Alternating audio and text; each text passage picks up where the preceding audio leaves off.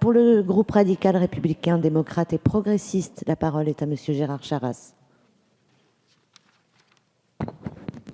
Merci Madame la Présidente, Monsieur le Ministre, Madame le Ministre, pardon, Monsieur le Secrétaire d'État.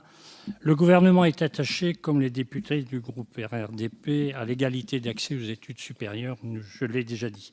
Depuis une quinzaine d'années, les établissements d'enseignement supérieur pratiquent une sélection pour l'inscription des étudiants en première et deuxième année de master, révélant par cette pratique le caractère inabouti de la réforme de l'organisation licence-master-doctorat.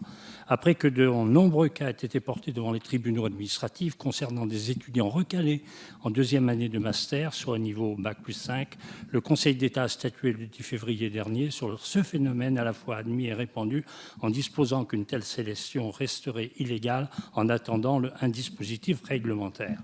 À cette même date, vous avez annoncé, Monsieur le Secrétaire d'État, que le gouvernement prendrait dans les prochains jours un décret permettant de sécuriter le fonctionnement actuel du cycle de master afin d'être mis en œuvre dès la prochaine rentrée universitaire. Ce décret et ses précisions viendront-ils lister la liste des formations dans lesquelles l'admission pourra être soumise à conditions, comme par exemple les dossiers des étudiants, etc., la capacité d'accueil des enseignants? Ces précisions sont fortement attendues, vous le savez, par le milieu étudiant, parce qu'il s'agit aussi de conforter l'autonomie de gestion des établissements d'enseignement supérieur et le cadre national des diplômes de la même façon. Je vous remercie de votre réponse. Merci, Monsieur le Secrétaire d'État.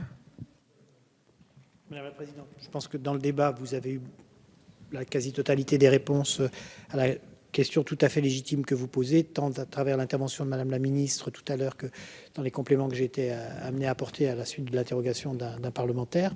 Je veux simplement vous dire que repréciser la méthode et le calendrier. Donc, nous sommes en phase d'identification des Master 2 actuellement dits sélectifs avec l'aide de la CPU, de manière à ce que nous en tenions à ce qui existe, ni plus ni moins, que nous sécurisions juridiquement le cadre de la prochaine rentrée universitaire donc de septembre.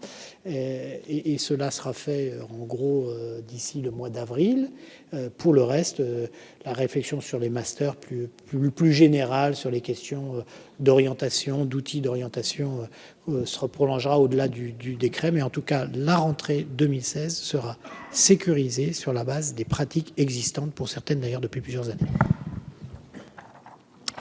Merci. Et